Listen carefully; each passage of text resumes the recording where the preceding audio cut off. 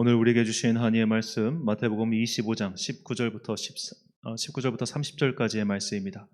마태복음 25장 19절부터 30절까지의 말씀. 저와 함께 한 절씩 교독하시겠습니다. 오랜 후에 그 종들의 주인이 돌아와 그들과 결선할세 5달란트 받았던 자는 5달란트를 더 가지고 와서 이르되 주인이여 내게 5달란트를 주셨는데 보소서 내가 또 5달란트를 남겼나이다. 그 주인이 이르되 잘하였도다 착하고 충성된 종아 내가 적은 일에 충성하였음에 내가 많은 것을 내게 맡기리니 내 주인의 즐거움에 참여할지어다 하고 2달란트 받았던 자도 와서 이르되 주인이여 내게 2달란트를 주셨는데 보소서 내가 또 2달란트를 남겼나이다. 그 주인이 이르되 잘하였도다 착하고 충성된 종아 내가 적은 일에 충성하였음에 내가 많은 것을 내게 맡기리니 내 주인의 즐거움에 참여할지어다 하고 1달란트 받았던 자는 와서 이르되 주인이여 당신은 굳은 사람이라 심지 않은 데서 거두고 해치지 않은 데서 모으는 줄을 내가 알았으므로 두려워하여 나가서 당신의 달란트를 땅에 감추어 두었었나이다. 보소서 당신의 것을 가지셨나이다. 그 주인이 대답하여 이르되 악하고 게으른 종아 나는 심지 않은 데서 거두고 해치지 않은 데서 모으는 줄로 내가 알았느냐. 그러면 내가 마땅히 내 돈을 취리하는 자들에게나 맡겼다가 내가 돌아와서 내 원금과 이자를 받게 하였을 것이니라 하고 그에게서 그 1달란트를 빼앗아 10달란트 가진 자에게 주라. 무릇 있는 자는 받아 풍족하게 되고 없는 자는 그 있는 것까지 빼앗기리라. 이 무익한 종을 바깥 어두운 데로 내쫓아라. 거기서 슬피 울며 이를 갈리라 하니라. 아멘. 관계를 풀어야 오해가 풀린다라는 제목으로 한이의 말씀 선포하겠습니다. 자, 우리나라 사법부가 매해 판결을 내리죠. 그런데 이 사법부의 판결을 신뢰하느냐, 신뢰하지 못하느냐에 따라 결국 이 국민들의 법 감정이 결정된다고 볼 수 있습니다. 근데 우리나라 사람들에게 이 설문을 조사를 해보니까 이 사법부의 판결을 신뢰한다는 비율이 27%, 불신한다는 비율이 63.9%였습니다. 자세하게 살펴보면 더욱 주목할 것은 매우 신뢰한다가 2.2%, 상당히 신뢰한다가 7.4%, 신뢰도가 강한 그룹은 고작해야 7%밖에 되지 않고 매우 불신한다가 17.6%, 상당히 불신한다가 19.6%, 즉 불신의 강도가 신뢰의 강도보다 6, 7배는 더 강하다는 것을 알 수 있습니다. 자, 우리나라 사법부가 이렇게 신뢰도가 유독 낮은 이유는 여러 가지 역사적인 요인이 있습니다. 사회학자들은 분석하기를 이게 아마 일제시대 때부터 이어져 온 법 감정이 아닐까라고 해석을 합니다. 왜냐하면 일제시대의 판관들, 그러니까 사법부는 모두 다 일제에게 유리한 판결을 했지 이 조선 사람들에게 유리한 판결을 하지 않았기 때문이죠. 그래서 이렇게 일본 재판부에 대한 불신이 기본적으로 깔려 있었는데 이 해방 이후에 여러 독재 정권이나 군사 정권이 들어서서 그런 판결을 하는 게 전부 다 정권에 유리한 대로 판결이 되기 일수이다 보니 자연스럽게 우리나라 국민들은 사법부의 판단을 신뢰하지 않는 게 밑바탕에 깔려 있다는 겁니다. 이것은 오늘날 50대 이상, 이 소위 말해서 이 민주화를 겪었던 시대의 사람들에게는 훨씬 더 강하겠지요. 자, 그러다 보니까 사법부 혹은 뭐 검찰이 되었든 판사가 되었든 이런 사람들의 판결이나 말이나 조사에 대해서 신뢰하지 못할 뿐만 아니라 오해하고 심지어 음모론을 말하는 사람들도 상당히 많습니다. 이미 관계가 꼬일 대로 꼬여 있다 보니 그들의 말, 그들의 행동, 모든 것들을 다 오해하고 곡해하고 그렇게 해석하는 것이죠. 문자를 보낸 것도 이게 공금을 써서 보내느니 마느니 그런 것부터 시작해가지고 이것이 도대체 무엇을 뜻하니 의미하느니 그런 다양한 음모론이 도사리고 있습니다. 이렇게 한 사회가 음모론이 많다는 것은 그만큼 불신이 심하다는 것이며 불신하기 때문에 그 사람의 말을 믿지 못하기 때문에 설령 그 사람이 선의를 가지고 우리에게 다가와도 이 선의 뒤에 감추어져 있는 악의가 무엇인지 그것을 분석하느라 급급한 것이 우리가 살고 있는 세상의 한 단면이기도 합니다. 자, 그런데 이것은 신앙생활에 있어서도 마찬가지입니다. 우리가 하나님을 모르고 하나님을 오해하고 심지어 그분과의 관계가 틀어져 있다면 오히려 성경을 통해서 주님이 하시는 모든 말씀을 오해하고 곡해하고 다 자기 마음대로 입맛대로 해석하기 급급할 것입니다. 이런 성경에서 이런 대표적인 사람들이 사두개인이었습니다. 그들은 자신의 정치적 입장에 따라서 성경 말씀을 모두 취하지 않고 오직 모세의 율법만을 취하였고, 그래서 그들은 부활이 있다는 것을 믿지 않았습니다. 그래서 부활을 믿지 못하는 사두개인들에게 예수님께서 이렇게 말씀하셨어요. 마태복음 22장 29절 말씀. 예수께서 대답하여 이르시되 너희가 성경도 하나님의 능력도 알지 못하는 거로 오해하였도다. 옛날부터 지금까지 이렇게 성경을 또 하나님을 오해하는 사람들이 계속 있어 왔습니다. 초대교회 때 하나님에 대해서 오해했던 로마 사람들이 있었습니다. 로마 사람들이 기독교의 복음을 접하고 성경을 읽어보니까 특히 구약 성경 전반부는 이 완전히 유대인들을 위한 하나님인 거예요. 유대인들을 위해서 싸우시고 유대인들의 영토를 보존해 주시고 유대인들을 치는 이방 세력을 다시가 대리해서 심판하시는 그런 전쟁의 하나님, 심판하시는 하나님, 편협하신 하나님만 보였습니다. 그렇게 보이고 나니까 이 구약의 말씀을 믿지를 못하겠는 거예요. 그래서 구약 성경 아예 빼버리고 신약 성경, 그것도 예수님의 말씀만 믿어야 된다라고 말하는 그런 이단 사이비가 등장했습니다. 자, 그리고 세월이 흘러서 우리나라에 복음이 전해졌을 때도 이런 오해가 있었습니다. 조선시대에 아주 금과 옥조처럼 여기던 것이 효도죠.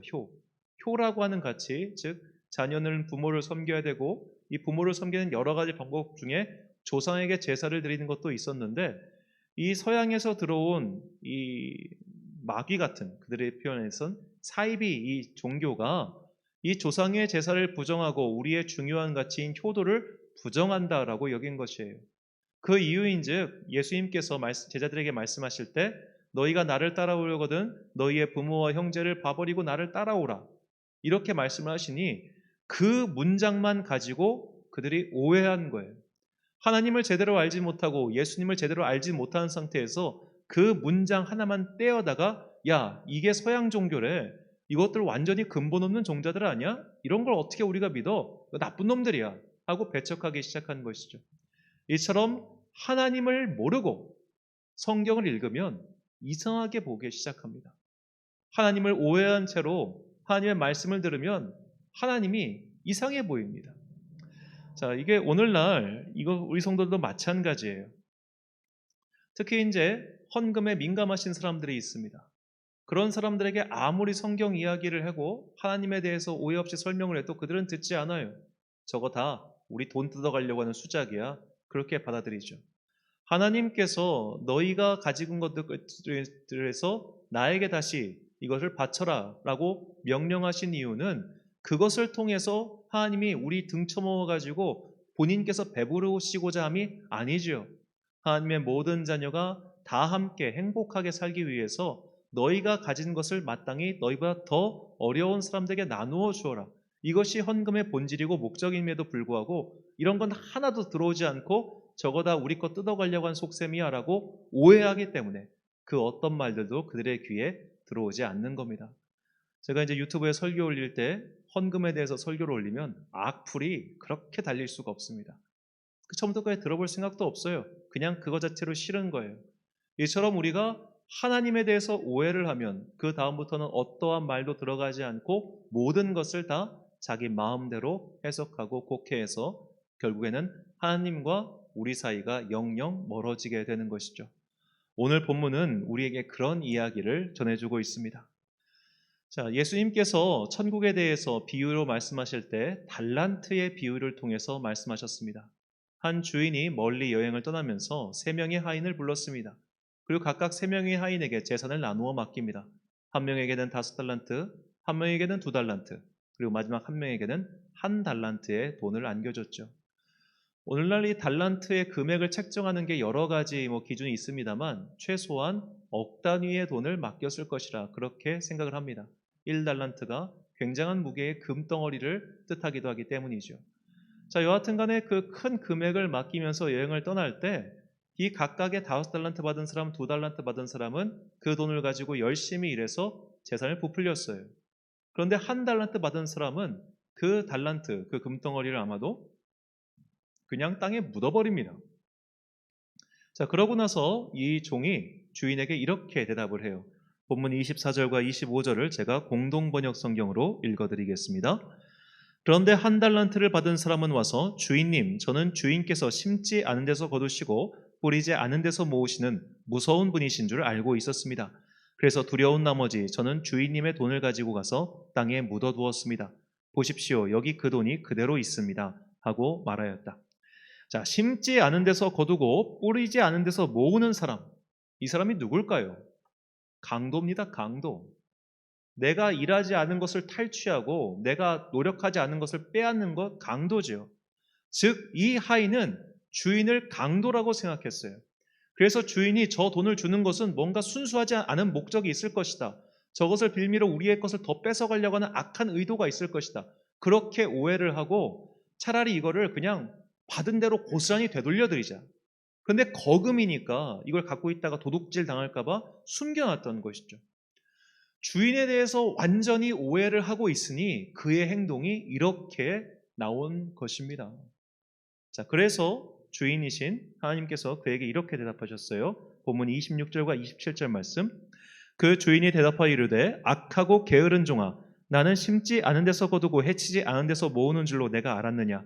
그러면 내가 마땅히 내 돈을 취리하는 자들에게 맡겼다가 내가 돌아와서 내 원금과 이자를 받게 하였을 것이니라 하고.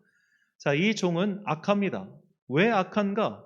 그의 주인이신 하나님에 대해서 오해하고 있었기 때문입니다.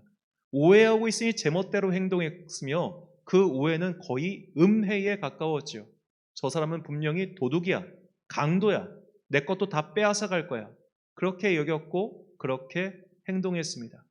악했기 때문에 그 악한 생각이 그의 행동을 결정한 것이죠. 그렇게 그는 주인과 영영 멀어지고 말았습니다. 이것이 오늘 우리가 범할 수 있는 아주 오류지요. 하나님과의 관계가 틀어진 사람이 있습니다. 하나님과의 관계를 오해하는 사람이 있습니다. 이렇게 하나님과의 관계 설정을 잘못한 사람은 성경에 있는 모든 말씀 중에서 유독 그 말씀에 꽂혀요. 예를 들어 하나님을 무서운 분이라고 인식하는 사람이 있습니다. 하나님은 분노하시고 심판하시고 때리시고 벌하시는 그런 분이라고 인식한 사람은 유독 그런 이야기가 눈에 꽂혀요. 나는 죄를 용서하되 반드시 벌을 내리시는 하나님이다. 그 말씀에 꽂혀요. 나는 죄를 3, 4대까지 벌하시는 하나님이다. 그 말씀이 훅 들어와요. 그 다음부터 모든 내 삶에서 일어난 일들은 다 하나님께서 벌하신 걸로 그렇게 해석하는 사람들이 상당히 많습니다. 내가 지금 이렇게 살고 있는 것은 내 아버지가 지은 죄 때문이야. 내가 지금 이렇게 살고 있는 것은 내 조상이 술 장사해서 번 돈으로 우리가 살고 있기 때문이야. 이런 식으로 모든 것을 하나님께 심판, 하나님의 벌, 심지어 하나님의 저주로까지 해석하는 사람들이 꽤 많이 있습니다. 그분을 오해하고 있기 때문이죠.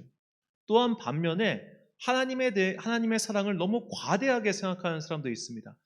야, 하나님의 사랑이 이렇게 큰데 우리의 모든 죄를 다 용서하셔. 우리가 앞으로 어떠한 죄를 지어도 이 사랑이 우리에서 끊어지지 않아. 그러므로 믿는 우리는 어떠한 죄를 지어도 상관없어 라고 생각하는 그런 오해하는 사람들도 있죠. 이런 사람들은 나중에는 지옥도 부인합니다. 하나님의 사랑이 이렇게 큰데 어떻게 지옥이란 게 있을 수 있어? 그런 건 없어. 이런 식으로 말이죠. 하나님을 잘못 알고 있어요. 하나님과의 관계가 바르게 설정되어 있지 않기 때문에 때로는 이런 쪽으로 때로는 저런 쪽으로 자기 입맛에 맞게끔 그렇게 하나님을 곡해합니다. 더구나 그런 눈에 한번 씌워지면은 그 다음부터 성경에서 그런 말씀들만 찾아다니죠. 이처럼 우리가 하나님을 오해하고 그분과의 관계를 바르게 설정하지 못하면 우리의 신앙생활은 이력 편주처럼 바람이 불면 요리 흔들리고 저리 흔들릴 수밖에 없습니다. 그래서 히브리서 기자는 이 하나님과의 관계를 다음과 같이 설명합니다. 히브리서 12장 7절과 8절 말씀입니다. 너희가 참음은 징계를 받기 위함이라. 하나님이 아들과 같이 너희를 대우하시나니 어찌 아버지가 징계하지 않는 아들이 있으리요. 징계는 다 받는 것이거늘 너희에게 없으면 사생자요 친아들이 아니니라. 아멘. 하나님과 우리의 관계는 그분께서는 선하신 아버지이시며 선하신 아버지이시기에 우리의 성장과 성숙을 바라시고 그렇기 때문에 때로는 우리의 인생에서 시련이나 환란이 있는 게 당연하다는 겁니다. 우리가 미운 짓에서 받는 벌이 아닙니다. 하나님께서 우리를 증오하시기 때문에 이런 인생의 시련을 주시는 것도 아닙니다. 이 모든 과정을 통하여 하나님과의 우리 사이에 바른 관계를 맺을 수 있는 그런 성장하는 아들, 성숙한 자녀가 되기를 바라시기 때문입니다. 그러므로 이런 하나님과의 관계를 바르게 정립하는 것이야말로 신앙생활에 굉장히 중요한 과제이지요. 우리가 사람과의 관계를 잘못 맺으면 그 사람의 모든 행동을 오해하고 곡해하고 신뢰하지 못하는 것처럼 하나님과의 관계를 바르게 맺지 못하면 그 다음부터는 모든 것들을 다 오해하게 됩니다. 저 목사가 저렇게 말하는 것은 자기 이속을 위해서야, 교회에서 이렇게 말하는 것은 공동체의 이속을 위해서야, 또는 성경에서 이렇게 나온 것은 결국 하나님이 우리를 수탈하기 위해서야 라는 식으로 오늘 본문의 이 한 달란트 받은 종처럼 하나님을 오해하게 되는 것이죠. 반면에 우리가 하나님과의 관계를 바르게 잘 맺으면 설령 하나님께서 우리의 인생에서 여러 가지 어려움과 시련을 주신다 할지라도 그것 때문에 우리의 믿음이 흔들리는 일은 없게 됩니다. 잠시 개인적인 이야기를 드림을 양해해 주시기 바랍니다. 저는 감사하게도 저희 아버지와 관계가 참 좋습니다. 지금까지 살면서 아버지에게 상처를 받은 일이 단 한 번도 없습니다. 제가 이렇게 살 수 있었던 이유는 아버지가 저를 매우 매우 사랑하시기 때문입니다. 자, 그렇게 사랑을 의심하지 않았기에 지금까지도 한 번도 그런 걸 의심해 본 적이 없고 지금까지 감사하게 상처가 하나도 없어요. 자, 그렇다면 저희 아버지가 제가 하는 모든 말을 다 들어주고 내가 하는 모든 소원과 응을 다 응해 주신 그런 분이냐? 아니요. 저 맞기도 엄청 많이 맞았습니다. 정말 많이 맞았습니다. 목검으로 맞아보셨습니까? 몸이 아주 시원해집니다. 자, 그렇게 맞았음에도 불구하고 관계가 틀어지지 않은 것은 그 사랑이라고 하는 그것을 제가 의심해 본 적이 없기 때문이죠. 제가 아직도 기억나는 게 제가 초등학교 1학년 때인가? 그때 닌텐도 게임보이라고 하는 게 나왔어요. 요만한 그 흰색 게임기. 세계 최초의 휴대용 게임기. 이게 그 당시 돈으로 한 8, 9만 원 했을 거예요. 저희 그 막내 삼촌이 용돈을 줘가지고 그 용돈 몰래 이렇게 숨겨놨다가 그걸로 샀는데 들켰어요. 들키니까 아버지가 그거를 그냥 저기 아파트 공용 쓰레기통, 초등학교 1학년짜리가 도저히 올라갈 수 없는 공용 쓰레기통에 던져버리셨어요. 찾을 수도 없게끔. 너무 원망스러운 거예요. 너무. 게임은 진짜 못하게 하셨거든요. 그런데 그것이 나에게 막 배신감, 상처 이렇게 안 된 이유는 이유가 있겠지. 든든한 이게 관계가 성립되어 있으니까 그런 행동들이 나에게 상처가 되지 않았던 거예요. 매를 댈 때는 원칙이 있으셨어요. 엄마한테 반항하면 매를 대셨어요. 매를 댈 때는 딱 10대만 때리셨는데 그 10대가 정말 뼈가 저릴 정도로 아팠어요. 한 번은 7대까지 맞다가 나 좀 살려주세요라고 빈 적도 있어요. 그렇게 맞았음에도 관계가 틀어지지 않고 의심이 없었던 것은 그 이전에 분명한 사랑의 끈으로 연결되어 있다는 것을 제가 확신했기 때문입니다. 하나님과의 우리와의 관계도 마찬가지예요. 그분이 나를 사랑하세요. 그분이 우리를 자녀로 삼으셨어요. 이 관계에 대해서 내가 확실한 믿음을 가지고 있으면 그 다음부터는 하나님의 심판에 대한 말씀도 결국 사랑에서 비롯된 것임을 알 수 있습니다. 반면에 하나님의 사랑이라고 하는 것이 치우치고 편중되어 있고 그저 그냥 이기적인 그런 인간의 사랑이 아님도 우리가 알게 됩니다. 관계를 바르게 정립하면 그 다음부터 오해가 사라집니다. 오해가 사라지고 나면 더욱더 든든한 믿음의 끈으로 서로가 신뢰로서 엮이게 되는 것이죠. 이것이 우리가 추구해야 할 믿음의 원리입니다. 그래서 예수님께서는 우리에게 이 끈끈한 하나님의 사랑에 대해서 이렇게 말씀하셨어요. 마태복음 10장 29절부터 31절까지 말씀 제가 읽겠습니다. 참새 2마리가 한 아사리온에 팔리지 않느냐? 그러나 너희 아버지께서 허락하지 아니하시면 그 하나도 땅에 떨어지지 아니하리라. 너희에게는 머리털까지 다 세신 바 되었나니 두려워하지 말라. 너희는 많은 참새보다 귀하니라. 아멘. 자, 이 땅에서 일어나는 모든 일들은 다 하나님의 허락하에 일어난 일이라고 예수님께서 말씀하십니다. 그렇다면 우리 인생에서 닥쳐오는 여러 가지 환난이나 불행도 사실은 하나님의 섭리 안에 있다는 거예요. 그렇다면 그런 어려운 일들이 일어날 때, 뭔가 삐그덕거리고 있을 때 이것을 통해서 하나님께서 지금 나에게 주시는 신호가 무엇이지? 하나님께서 이 일을 통해서 나에게 주시고자 하는 말씀이 무엇이지? 이것을 기도로서 분별해야 된다는 겁니다. 단순히 이건 재수없는 일이야.